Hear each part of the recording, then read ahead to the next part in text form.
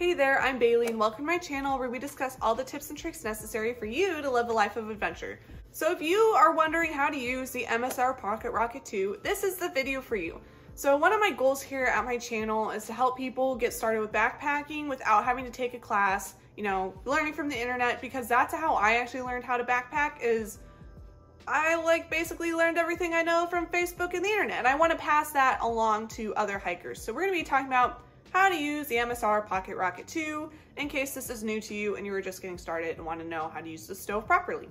So the MSR Pocket Rocket 2 is really handy because it's this nice, super small stove, right? It doesn't weigh a whole bunch, great for backpacking and through hiking, really popular in the backpacking community. I'm not going to go into all the specifics on why I use it, but it is really nice because it has an off switch, right? It has a valve so you can turn it off, so it's kosher during stage 2 fire bans. It's also nice because it's separate from your cook pot, so you can change out pots and clean your pot easily, and your igniter won't break because your igniter does not exist and you use a lighter instead. So that's kind of nice as well.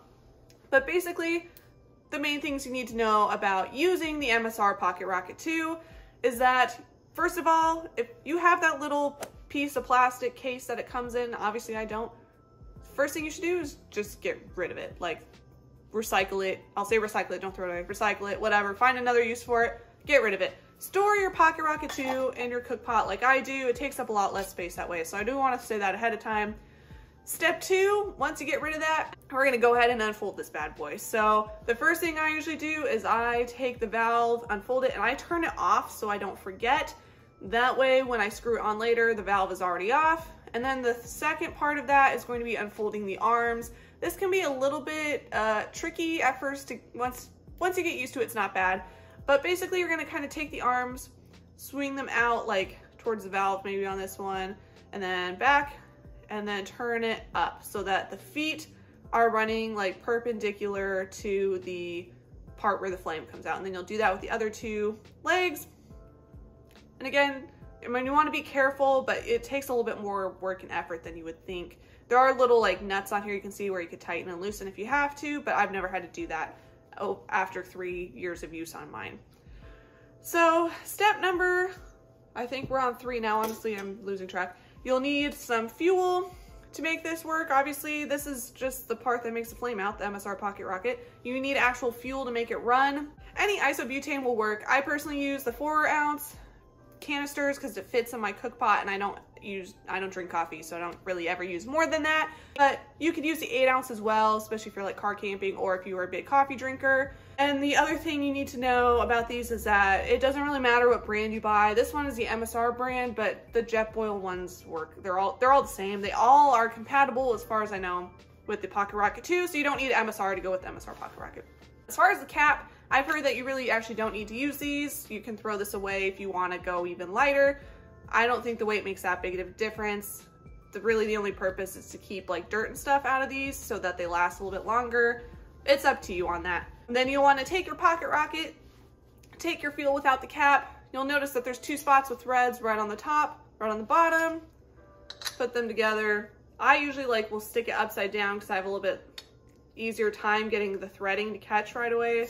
And then you will want to make sure that it's as tight as possible once you thread on. Usually you'll hear that little hiss. That's just when it's breaking the seal, and then it reseals when it sticks on. And this is also why it's important to make sure that you turn the valve off. That way once you stick it on, the valve is shut, you're not losing gas all over the place. Now, this next thing I would do, if you haven't already, is to prepare whatever you're gonna be cooking. So if you need to filter some water or you need to prep anything for what you're gonna be cooking, go ahead and do that now and have it all ready to go before you light the flame. This just ensures that you are going to be wasting a lot less fuel, which is really important if you're going to be in the backcountry, right? Especially if you're using your cook pot all the time. There was a couple times this last summer on the St. Louis loop where, since I had cached all my food beforehand, I only had limited fuel, and I was relying on cooking since I wasn't going into town and ever eating hot meals. So it was really important to make sure I was conserving as much fuel as possible and not wasting it.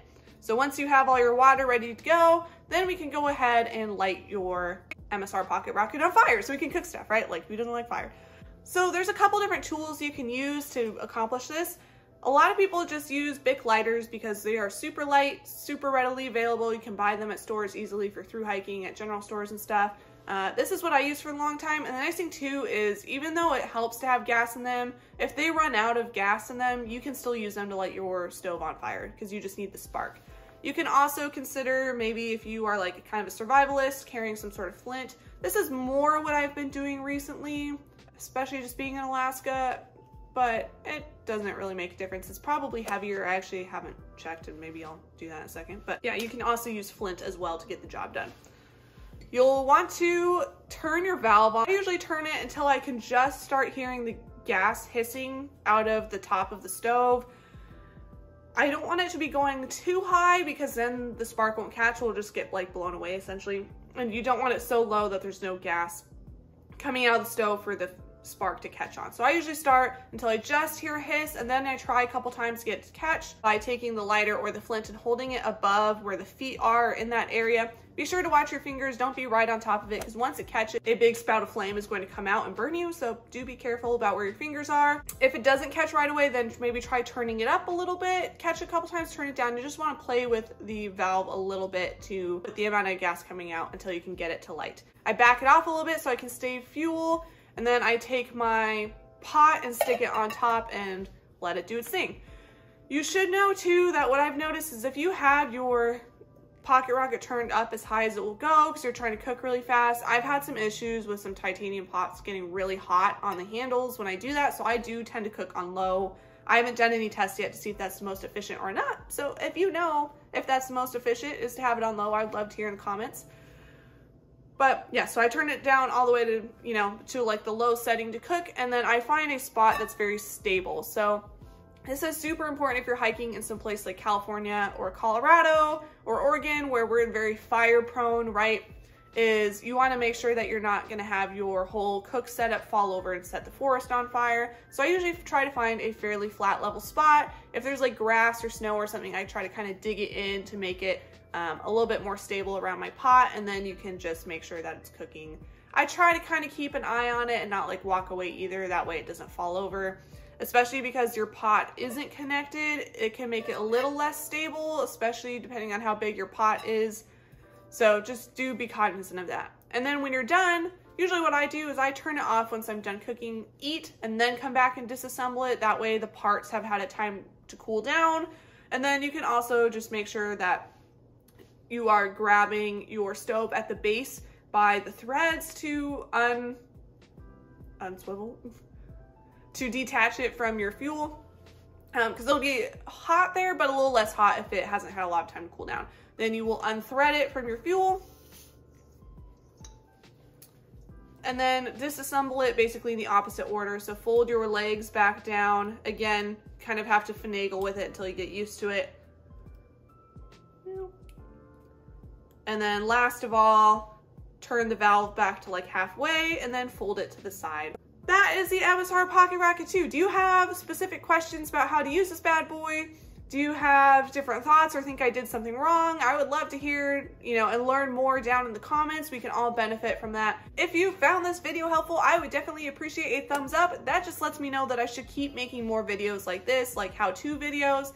And then if you are interested in seeing more tips and tricks all about hiking and backpacking, especially if you're a thru hiker, then you may want to consider subscribing to my channel. Again, my goal is to help as many people possible get out and enjoy the woods and be safe out there, as well as live a life of adventure. So that's all I've got for today. I hope you guys have happy trails and see you all next week.